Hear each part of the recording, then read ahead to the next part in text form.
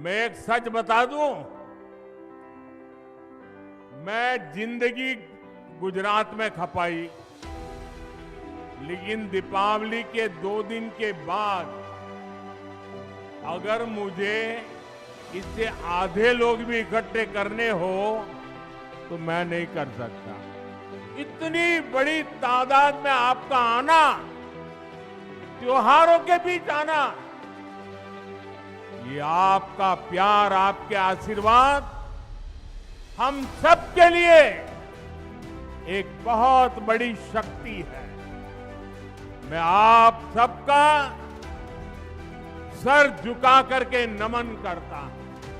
साथियों, लोकतंत्र के महापर्व का बिगुल बज चुका है।